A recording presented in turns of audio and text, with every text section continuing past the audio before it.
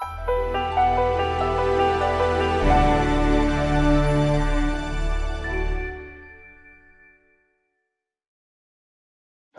good evening, good morning to everyone who dialed in, who joined us today on our third webinar in this mini-series. Today, we are talking about PTP.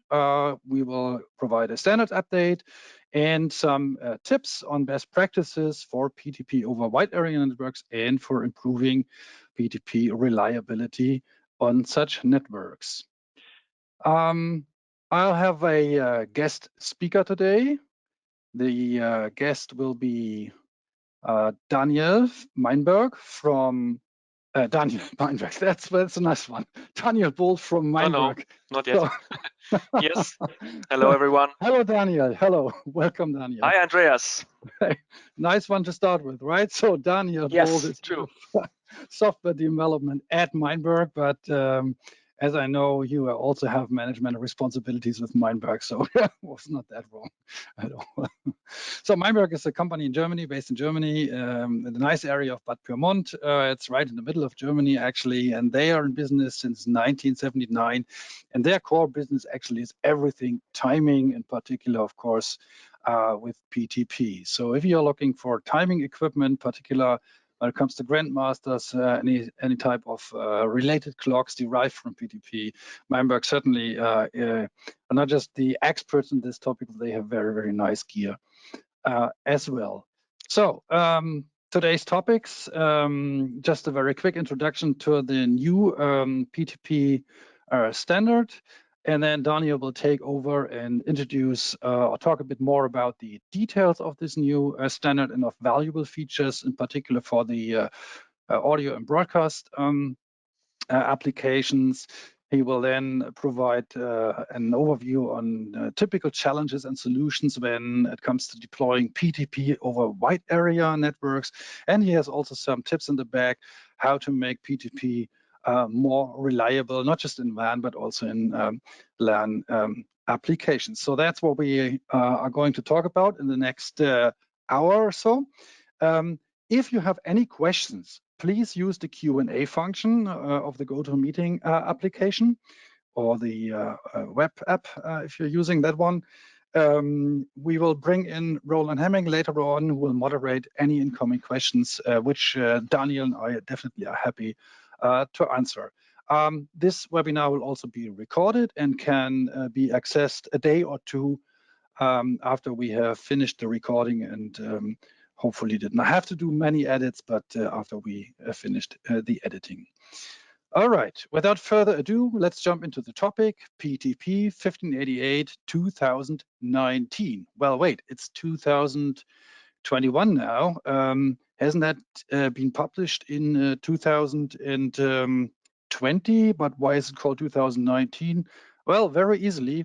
That's because the standard was ratified in 2019, but IEEE did not publish it before the beginning of 2020. So it's the 2019 standard. Well, PTP, as we all know, is about high, accurate, high and precise transfer of time in network environments. It's a very generic standard, which is used in many, many different application areas, such as telecom, power financing, of course, industrial automation, and as well in our media industry. And because these different applications have different requirements, the PTP protocol itself, the operational environment, is highly customizable via various PTP profiles. As most of you know, SMPTE 2059 being one of these profile specifically tailored for the needs of broadcast. Coming to the versions, well, the first version was already released in 2002, better known as PTP version 1. Then we have the most commonly used version, which is the 2008 version of PTP, more often called PTP version 2. And now, as already introduced, the 2019 version has been published in 2020, and that is called PTP version 2.1. Let's have a quick look at the versions. We already know that there is an incompatibility between version 1 and version 2. So version 2 was not backward compatible with version 1, which caused some, well, at least some initial problems, as most of you know, in particular together with the Dante audio over IP solution, because that one was based on version 1 and AS67, Ravenna, and all the others, SMPTE 2110, all based on version 2. So how does that work with version 2.1? Will that break the whole scheme again or not? Well, the easy answer is don't panic, because version 2.1, as the version number already indicates, is fully backward compatible with the existing 2008 version 2. So what does backward compatibility mean? First of all, that actually has been one of the prerequisites for the standardization group when they were writing the improvement of the version 2 or the enhancement of the version 2 standard, to keep the compatibility as at a maximum possible extent. And backward compatibility means that any version 2.1 device, be it leaders or followers, well, for those of you who are scratching their heads, leaders and followers is the replacement terms for masters and slave for, well, apparent reasons. So every 2.1 device will fully work in a 2.0 network environment and won't compromise it in any way. All the additional features which have been defined in version 2.1 are optional. So none of these features are really mandatory features. And that in turn means that all the version 2.0 features work basically as before. So a quick overview, and then I will hand over to Daniel, of the new features which we see in version 2.1 are features which enhance the flexibility of the protocol application. Some of them are very useful for our broadcast environment. Daniel will definitely explain a bit more on this. Another set of features increases the robustness of the protocol, for example, the security, but also the monitoring and measuring how effective or how precise, how accurate PTP is at the target, at the followers. And a third block of features is targeting at increased accuracy. We all know that PTP version 2 is as accurate as several nano, or can be as accurate as several nanoseconds. For some applications, particularly for the science applications, people need a sub-nanosecond precision, so in the picoseconds area or range, and that is something which can be achieved with the additional features introduced into version 2.1. So that's the quick overview of it, and now without further ado, I hand it over to Daniel, who will now give you more insight into what's going on. Daniel, take it from there, please. Thank you, Andreas. I hope you can see my screen now. Yes. Okay, perfect. Welcome, everybody. Welcome to this webinar regarding PTP and what's new. So the new features in PTP version 2.1, a little bit more explained in detail. In general, there have been enhancements and changes to explicitly make the standard clearer, as there have been some clarifications necessary in certain paragraphs of the standard. Add a little bit more flexibility to the protocol to be used in even more environments and applications, and of course adding more robustness to the protocol, as it has some well-known weaknesses. Some things have also been learned from the NTP protocol and were taken from there to increase the robustness. And of course, as Andreas already mentioned, increase the accuracy of the protocol. So some of these features were already taken from existing PTP profiles that have been defined by other standardization bodies, and all the good ideas have been collected and have been taken and found its way to the official IEEE 1588 revision of PTP 2.1. The first topic with adding flexibility is, for example, taken from the enterprise profile that existed still only as a draft in the IETF, originally invented by the finance industry, where you have a mixed multicast and unicast operation. So announce and sync messages would be sent in multicast, and delay requests and responses would be sent in unicast. This will reduce the overall traffic in the network and allows for better scalability in larger system where you have an end-to-end synchronization between masters and all the slaves without any, let's say, boundary clocks in between, where you would have a lot of traffic if you would have multicast only communication. Then we have another topic called modular transparent clocks. That's a pretty wide area, but to split it down to one example, TCs can now be built, for example, in a blade server or even if an SFP architecture. So whenever you are transporting PTP packets over a kind of a backplane of a system or something that is not actually based on Ethernet, it can also be used to mitigate those packet delays, those variations in packet delays in those kind of systems.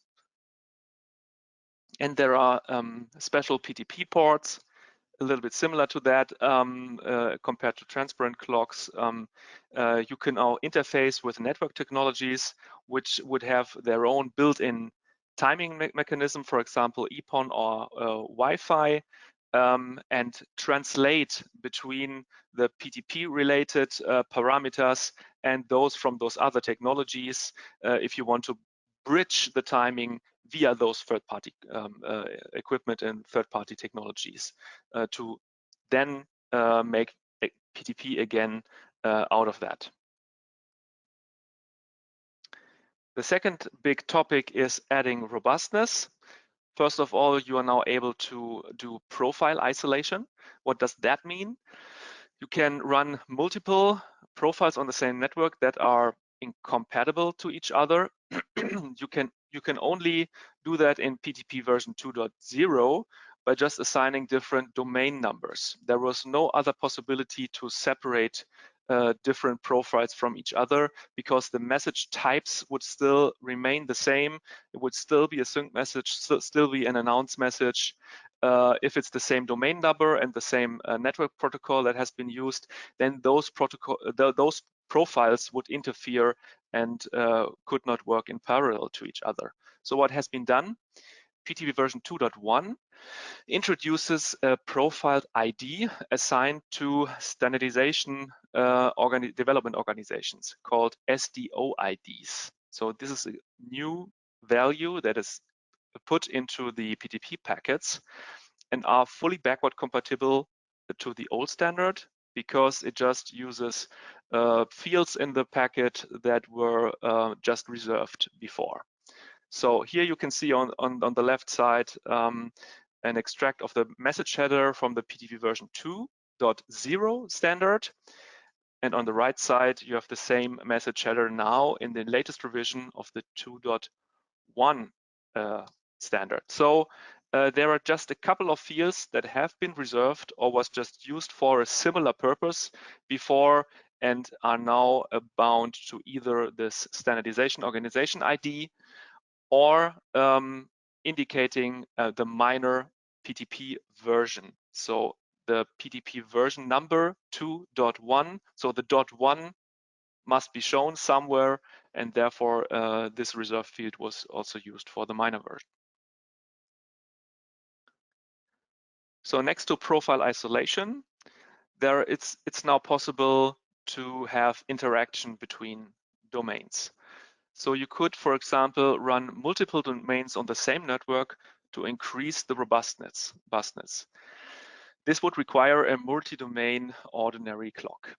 So this was actually taken also from the financial industry, and it mitigates the problem that you usually only have one active grandmaster within the network.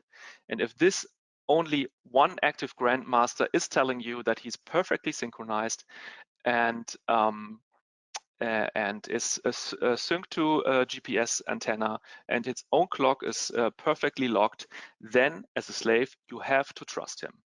You simply have to trust your master because there's only one.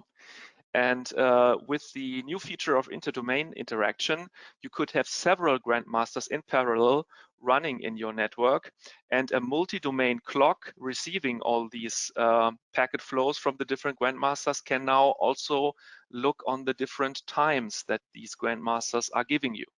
For example, if all masters are telling you that they are perfectly synchronized, but the third grandmaster here on the right-hand side would tell you that is 1301 second in terms of the time, and the others would tell you it's just 1300, then you can just kick this clock out as a false ticker, as it would also be used in the NTP protocol, and you can stick with the remaining grandmaster 1 and 2 as they are close to each other, you consider to be correct. And this will make a much more robust clock in your end node.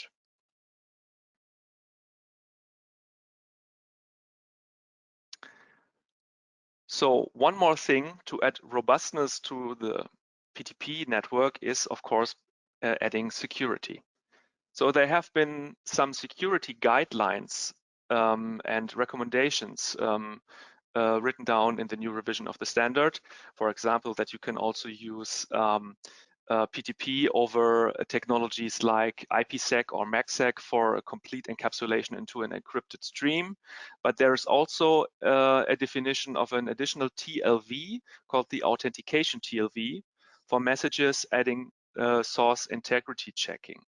So after the normal PTP packet, the authentication TLV is appended, and a cryptographic integrity check value is appended also to this message with a kind of hash that is generated all over the message to check the integrity of the content.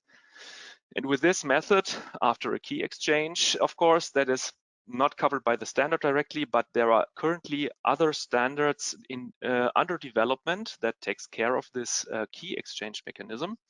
So there are some even more interesting things going on in background at the moment. You can be sure as a slave, for example, that this message really comes from your trusted master and it has not been altered on its way from the master to the slave. So this adds more security to the whole PTP network, of course. Another point is increasing accuracy. There have been the White Rabbit project from the Swiss Institute CERN, originally developed by that institute, which is targeted at achieving a sub-nanosecond accuracy. So we're talking about picosecond accuracy here.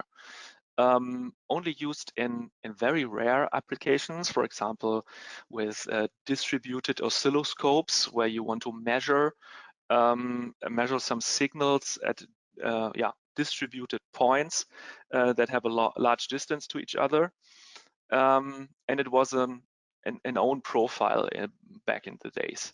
So now there are optional extensions to the core 1588 standard, for example, manual port configuration to simplify things, do the static configuration of the port states, no BMCA, there's just only one master active. So you do not want to have a failover that could already destroy the accuracy. So either it works or it simply doesn't work. So this was used to simplify things. And the physical layer synchronization was added as a hardware component to increase the accuracy. So the PTP clock is distributed from a master via a synchronous Ethernet infrastructure to the slave.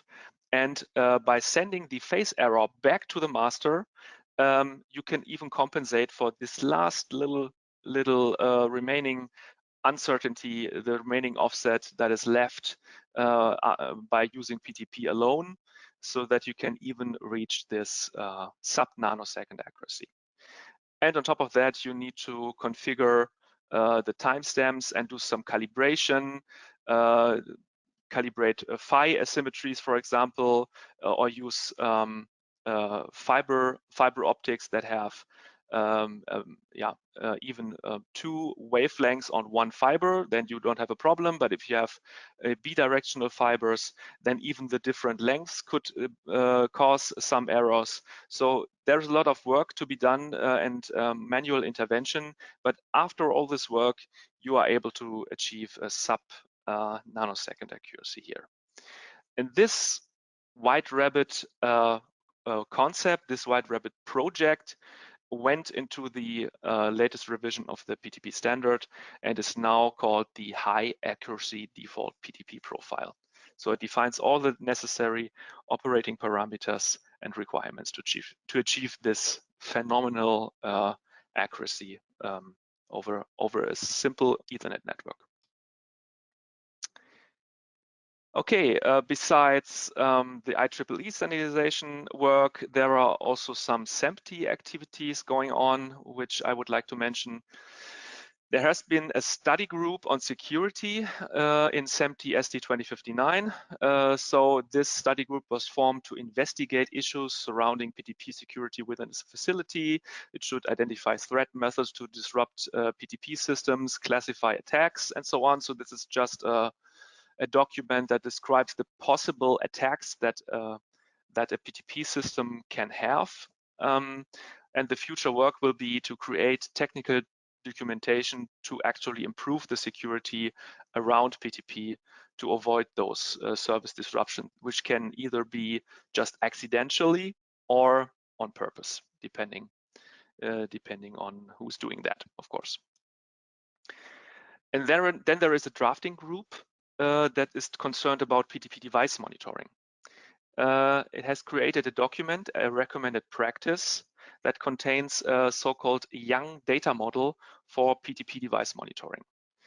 The problem is that it's not really explicitly defined what you can request from a PTP node, which data you can request from a PTP node to a centralized management system, for example.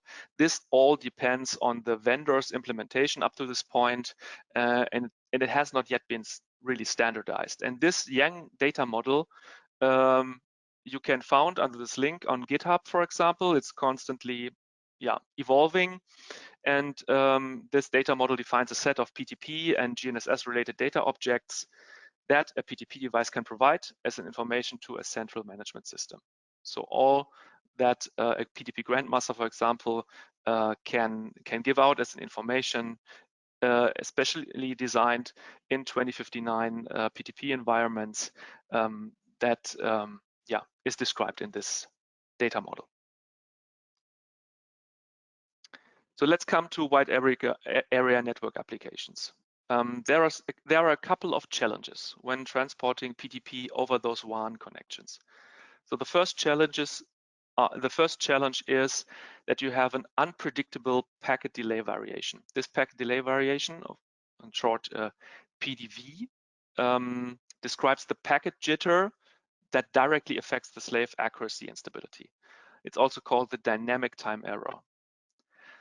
So you can see here 2 scenarios. On the left side, you have PTP slave that is locked to a PTP grandmaster via a PTP aware connection that has a low PDV. You can see that it has an offset span of around 50 nanoseconds approximately, which is pretty good. On the right-hand side, you have a slave that is accessing a PTP grandmaster over a non-PTP aware connection. So with a high PDV going on, it has the same scale on the y-axis, and it has approximately plus minus 600 nanoseconds of jitter.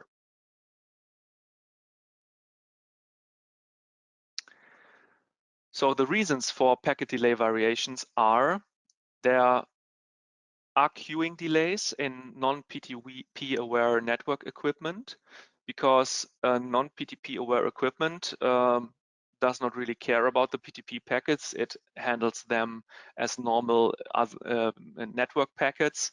And if a big packet should pass on a port, then this PTP packet maybe needs to wait until it's his turn to go out of the switch. So there are some packets that can pass very fast through a switch, even within nanoseconds, and there could be other PTP packets that have to wait for a couple of microseconds or even milliseconds before they can leave the switch again. And this variation causes trouble on the slave in regards to the accuracy. So the amount of the delay depends on the switch performance and on the traffic load, and the PTP packet needs to wait before leaving the switch. The second challenge is a possible asymmetry between the receive and the transmit path. So you have a communication between the leader and the follower, where you have the 4 timestamps, but it could be that you have a much faster leader-follower delay than the follower-leader delay in the reverse direction. One of the reasons could be link speed conversions. If you, for example, have a leader that is acting as a 1 gigabit grandmaster, and the slave is doing his connection with a 100 megabit link, then you have either store and forward within a switch or just a cut-through technology, depending on the direction, and therefore you end up with 2 different delays in each direction. So the overall round trip delay is 11 microseconds, and the calculated one-way delay for the follower would be 5.5 microseconds, but the real delay is 3 microseconds. And because of that, on the side of the follower, this would result in a constant time error of 2.5 microseconds time offset. The third challenge can be network path rearrangements. So you can have a situation like this, where you have 2 different options, 2 different routes from grandmaster to slave over a different path. And usually the PTP packets would take path number A. But in case this link would break up at some point, the path would automatically switch to due to automatic rearrangements to path number B. And that path might have a different number of switches in the chain, different brands or different models of switches that introduce different levels of asymmetries, and therefore this would directly influence the accuracy on the slave side. So these different path asymmetries lead to time offset steps. So during operation, it can happen that when this path rearrangement occurs, you would actually see such a step in the offset on the slave. So what can be the solutions? The solutions for the infrastructure, if possible, is of course using PTP-enabled switches and routers everywhere. So using BCs or TCs. This, especially in larger networks and in telecom networks, is really a huge task and can be very expensive. If you can afford to have a dark fiber connection directly between 2 locations, then you are fine, but this also would be often not possible or expensive. So what can you do? You need to put some more efforts on the slave systems, of course. So first of all, a high quality oscillator would allow long-term PTP statistics. You could just analyze the PTP signal for a couple of minutes and check if it's a good PTP signal or if it's a bad PTP signal, and adjust your local filter algorithms to it. And in the meantime, just run on a local high quality oscillator to maintain the stability. And then you have advanced adaptive PTP filter mechanisms. Depending on the quality, your local filters should be adaptive. And for example, use lucky packet approach. What does that mean? If you have a higher packet rate with a higher number of packets per second, for example, 64 sync messages per second or 128 sync messages per second, the slave is in the position to only use the fastest packets in his local adjustment algorithm and just throw all the other packets away that have been affected by longer queuing delays and should not be used in this case. To mitigate for the path rearrangements and the sudden steps that can occur, there should be some technology that we call the asymmetry step detection. So those steps would usually happen suddenly, and then you are able to detect them. So a slave could be able to detect those steps and decide that it would not follow this step, but stay on the phase that it had before. So what you can also do is do some link asymmetry calibration against a reference. If you use an assistance with a GNSS receiver on the slave side, you can first of all calibrate your time error for the incoming PTP signal and just continue to go on from that point where you have calibrated it. And then you can just go on without additional GNSS assistance. So what you would have to do is put a gateway clock on the edge between the wide area network and your local area network in the facility or in the data center, and clean this PTP signal so that you get a good master signal out of it.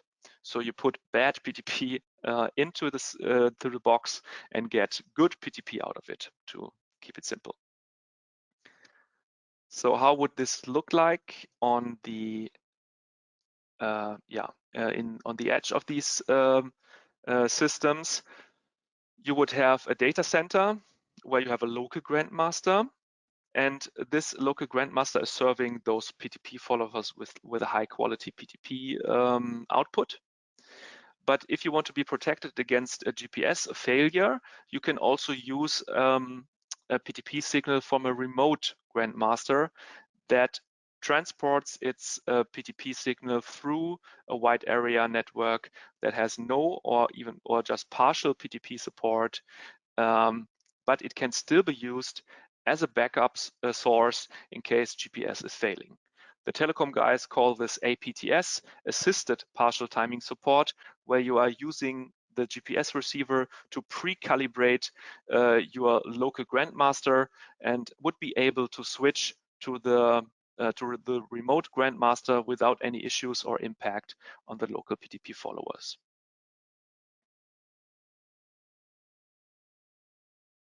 So some real life examples that we have implemented together with the WDR public broadcaster here in Germany.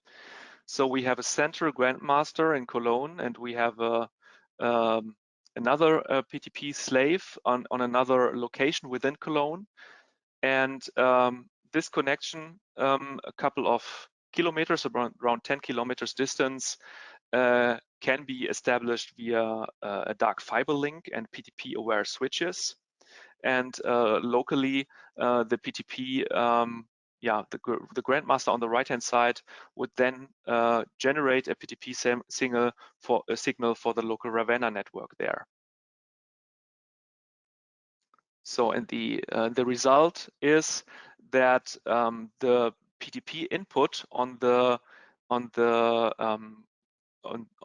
slave location is just around plus minus 50 nanoseconds over this 10 kilometers distance. So it's a very high quality signal that you can get with this dark fiber connection, with this 10 kilometers of fiber. Of course, this is a luxury that not everywhere can be used, but in this case, it removes the necessity for an additional GPS antenna installation on the remote side. You can just use PTP on the remote link on the remote side. So in a different scenario, you have a wider or even a larger distance to bridge. In this particular example, between Cologne and Dortmund. And over the wide area connection, there was an MPLS network that is PTP unaware. We have chosen 16 packets per second with the default profile over this wide area connection, and then back again serve a Ravenna network over there. And the results here are that after filtering, you get a plus minus 500 nanoseconds time error in the PTP signal. And even those smaller offset jumps due to network path rearrangements that I have shown a little bit earlier can be mitigated by the step detection technology. So if you activate the step detection technology, you can have afterwards a clean signal without any interruptions, without any steps, and including the filtering that the oscillator adjustment algorithm would add to that, then the output accuracy of that clock would be even better than 100 nanoseconds, which is perfect for this Ravenna network. And even there, a GPS antenna on this roof is not required.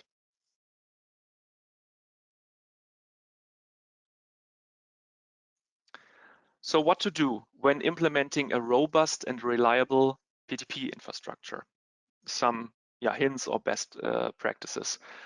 The simplest things are maybe power outages, power supplies in your devices. Just to take always care that you use redundant power supplies in your grandmaster clocks, for example, and additionally use uninterruptible power supply services devices that can even bridge a complete power outage for a couple of hours or minutes or whatever you need.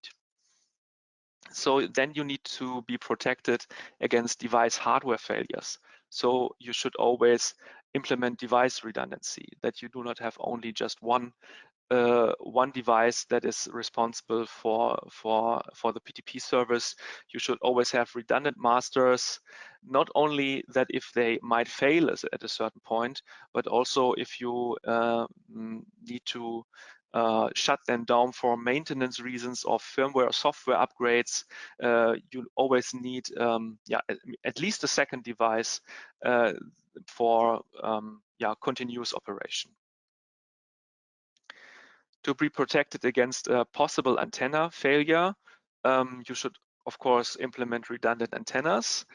And if you want to be protected against local disturbances against the GPS signal, always try to install the antennas with a large distance to each other.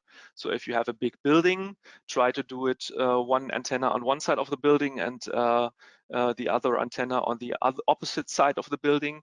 Or if you have a large campus, try to install it also on different buildings that you always can be protected against some the disturbances of the signal wherever they might be originated from.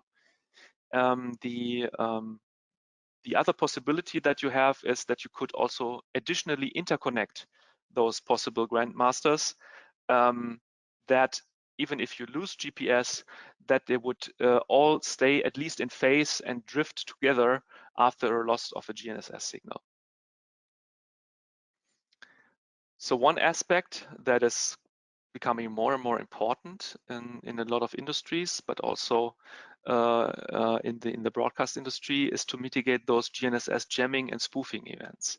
What are they? So the jamming events are just disturbances of the GNSS signal that your GPS receiver is not able to receive any satellites anymore. This can be done by very cheap jamming devices that you can purchase on some hacking sites or whatever. A lot of people use them maybe to hide their own position. For example, truck drivers might use them sometimes, and you cannot be protected against it. If you switch on such a GPS jammer, then within a radius of, let's say, 50 to 100 meters, there is no GNSS reception possible. So to mitigate those effects, high quality oscillators can be used to bridge the time where the GNSS signal is disturbed.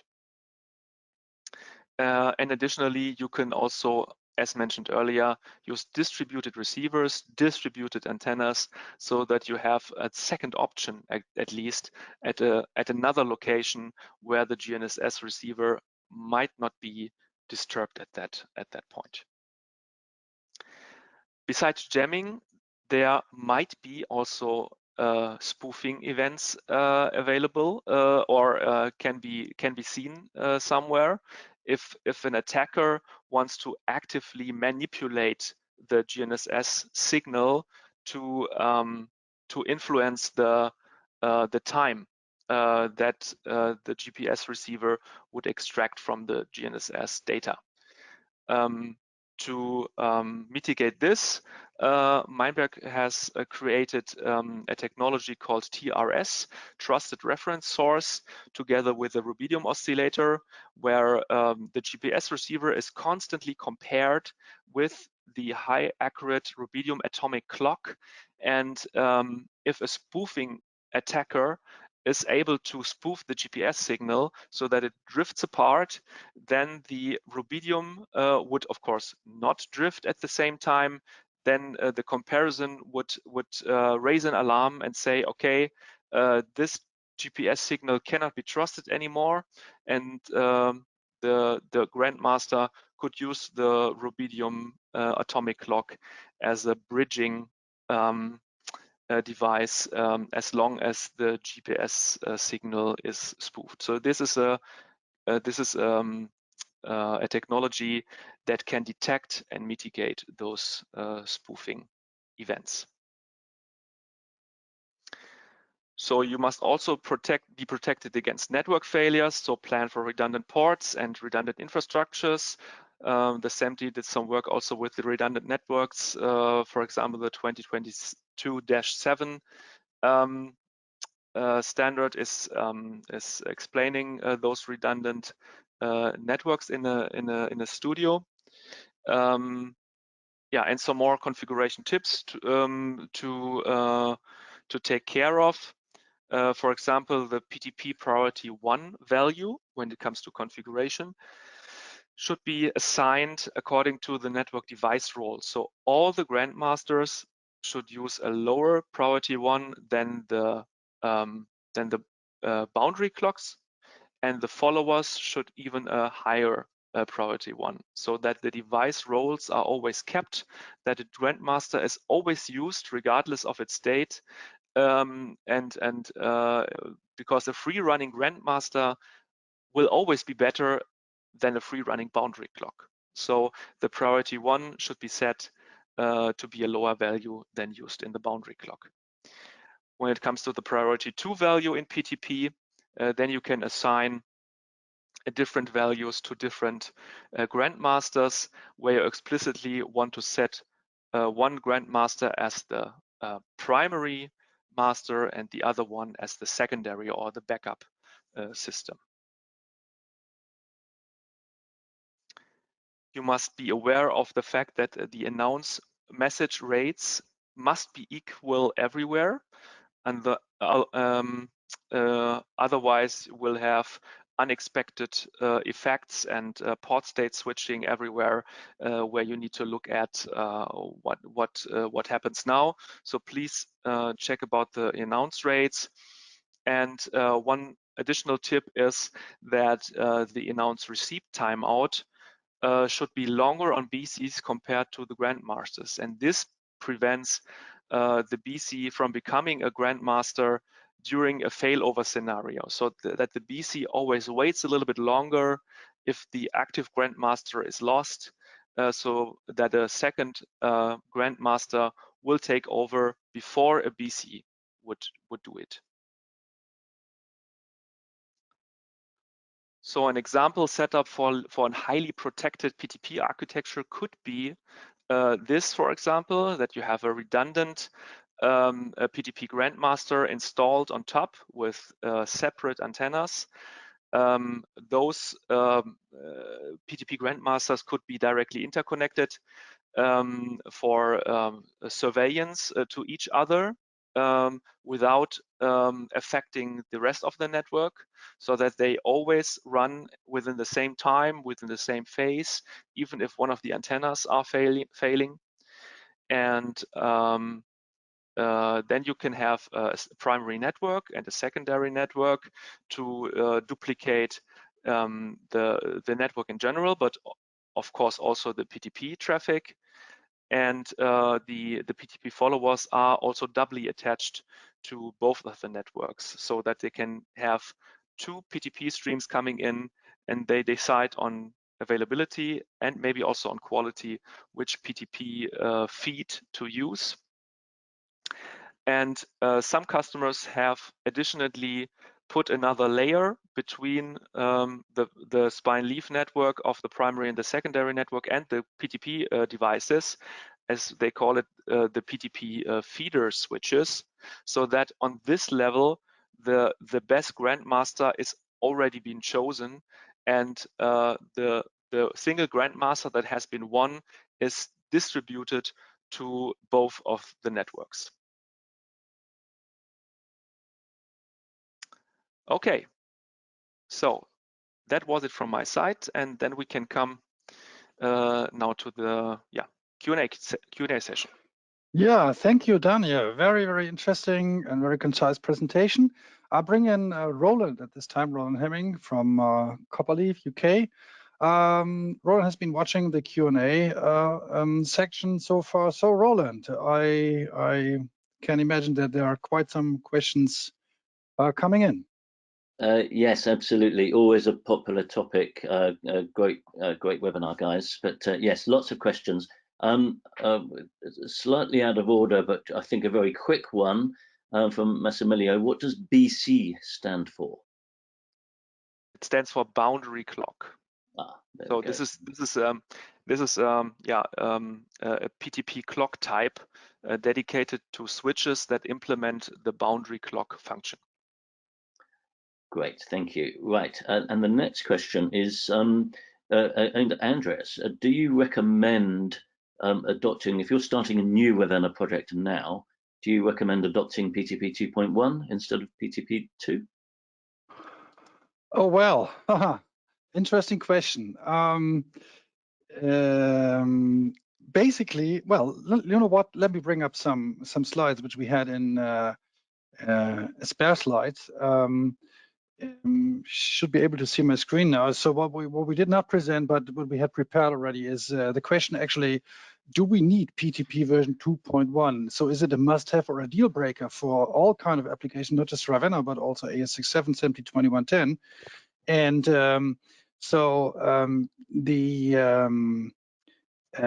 the answer basically is part of these slides. First of all, it is so that all the existing AOP applications still continue to reference the 2008 version. So they are all based on version 2.0. And as we have learned earlier, there's nothing wrong with it, basically, because everything 2.1 defines is backward compatible. Still, the question is, what features are actually useful in the version 2.1? Depending on the situation, and in particular for large networks, we may have some advantages by deploying mixed unicast operation to lower the packet traffic, in particular with the delay requests mechanism. So that might be one of the features. Modular transparent clock might be valuable when it comes to setting up cloud environments with a tight synchronization. Daniel mentioned the profile isolation. If you have complex networks where it's necessary to run different PTP profiles, for example, the 2059 and the AES67 profile, or maybe even other profiles for other parts of the network which have other service requirements. Building higher reliability, the interdomain interactions might be a valuable feature. Again, I would say this is for highly mission-critical applications and also larger networks. Security is always an issue.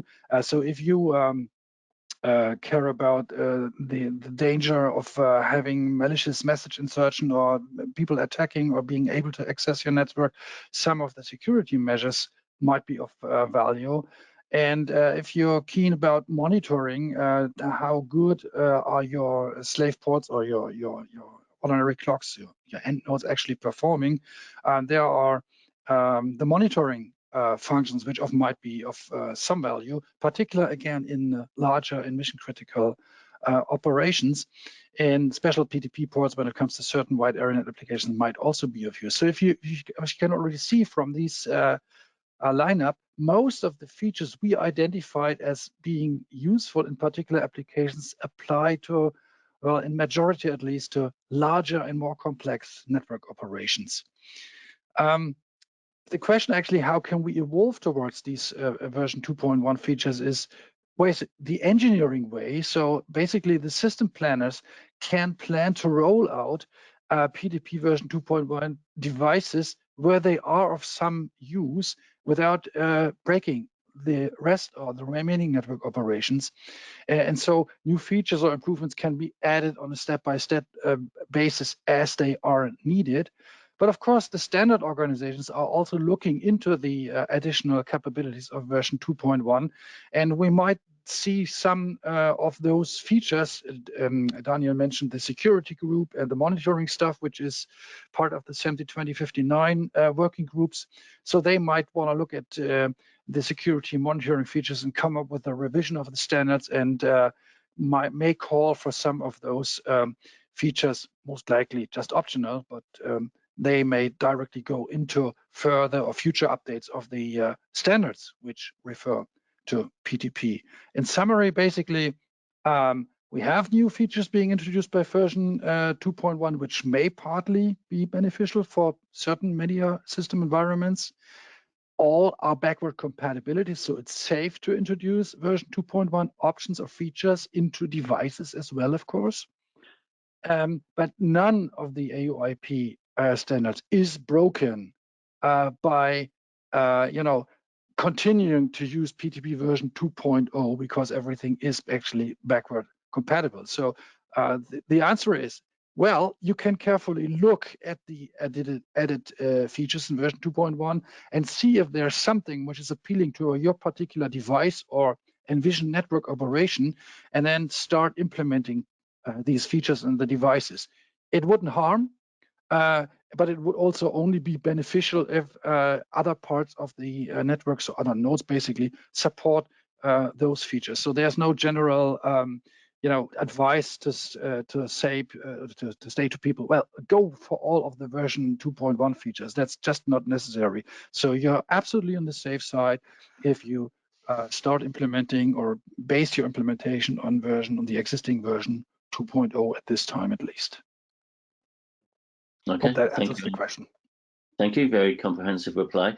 I think this is for Daniel. In the multiple PTP domain example, can that be implemented using unicast over a WAN? Yes, there should be no limitation if it's used via multicast or unicast. You always need to listen on several domains in parallel, and then you can make the decision who's actually the best master or the best time provider, when you call it like this, has the right time, which can also be done in unicast. So you can even do that today also with PTP version 2 if you just have several instances of a PTP unicast slave running connected to different unicast masters, and then a software instance above those PTP stacks is deciding, okay, which one is actually synchronizing my local clock, which one has the best master. So even without having the newer standard, you can create a system that already does this. So it would be already possible today. Okay, thank you.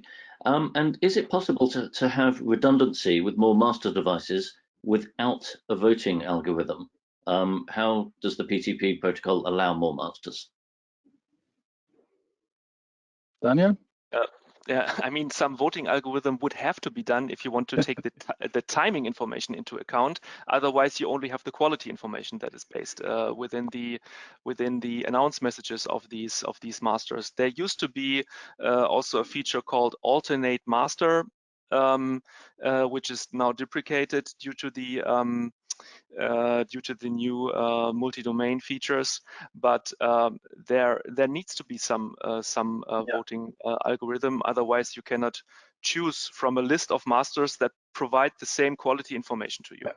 Yeah, so I mean, basically the voting mechanism is called Best Master Clock Algorithm, BMCA, and that is already integral part of the PTP standard. So if you implement PTP, fully implement PTP into your devices, you have to implement the Best Master Clock algorithm even for slave-only devices, because they have to, the way the Best Master Clock algorithm works is that through the reception of announce messages, a device can deterministically decide what is the best available master on the network which I should listen to, even if there are multiple masters sending out their sync messages, which usually should not be the case, at least not for the same domain, but there can be rogue masters. So it's very important that even slave nodes, slave-only nodes, implement the Best Master Clock algorithm as specified in the PTP standard, so that they can deterministically conclude which is the master I have to listen to. And that is that is derived from the information sent out in the announce messages. Correct. And if you just add more grandmasters to the standard BMCA environment within the same domain, then you would just add more device robustness, but not robustness in case of time, because it's still one master that's active, and you can have 1, 2, 3, 4, or 5 systems that running just in passive state and doing nothing and sending out, not sending out anything.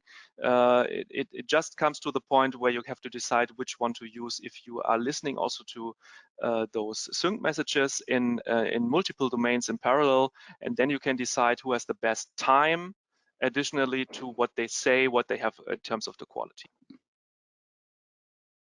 Okay, we've got 3 questions, so hopefully if we're very fast we can still finish on time.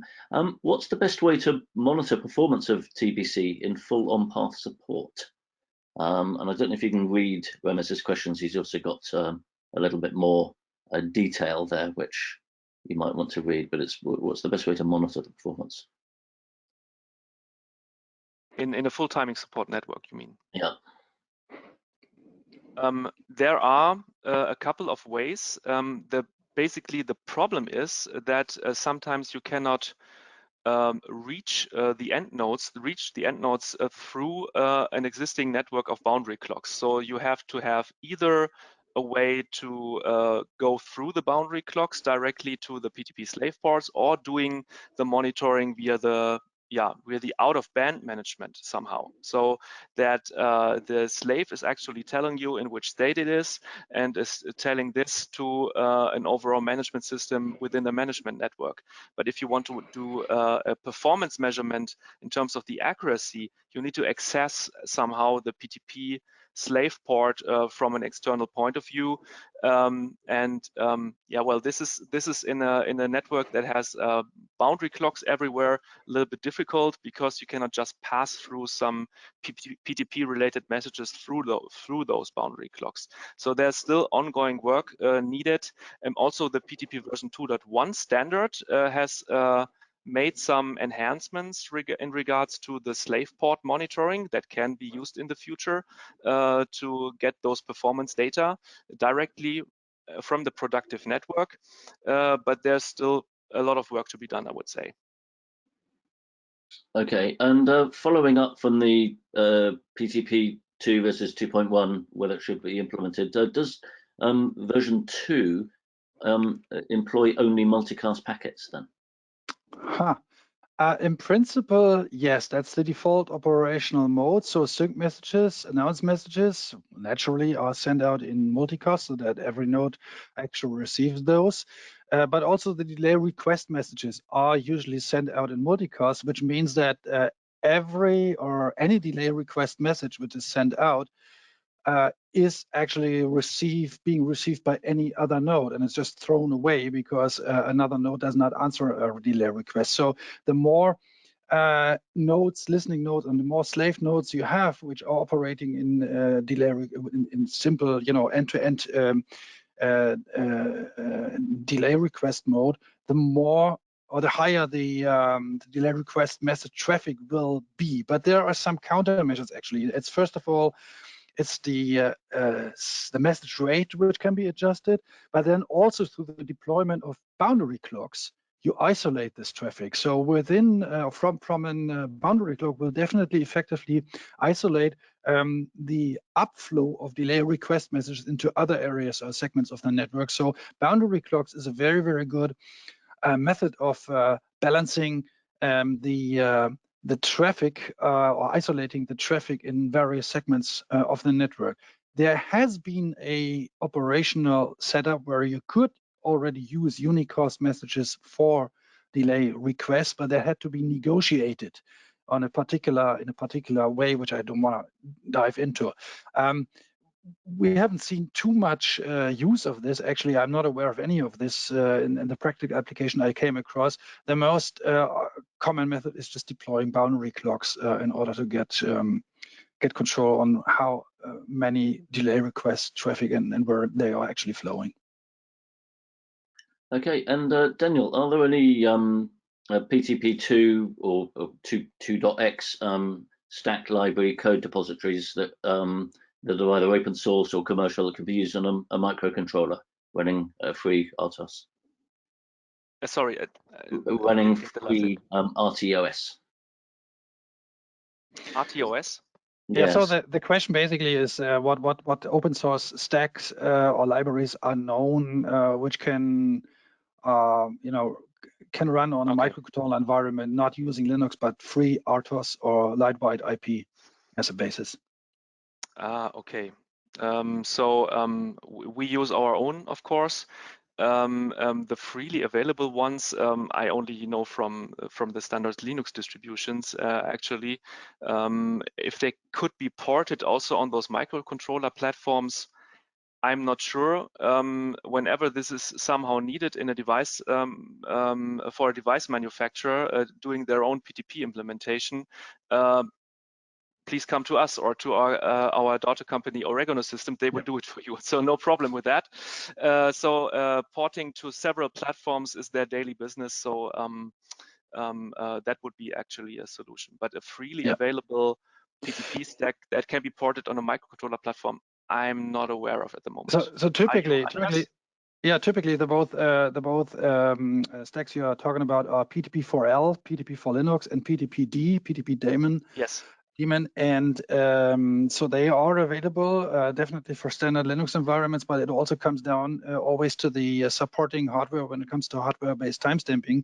And I am aware that a number of chip manufacturers or silicon manufacturers, microcontroller manufacturers, have ported some of the functionalities or the full functionality to match their particular hardware infrastructure and present themselves in the standard API, which are provided with PTP-D or PTP4L.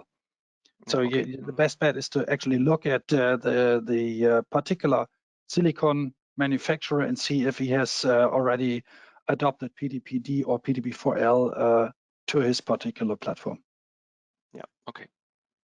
That's great. And I've got one final question, Andreas. So when is the next webinar?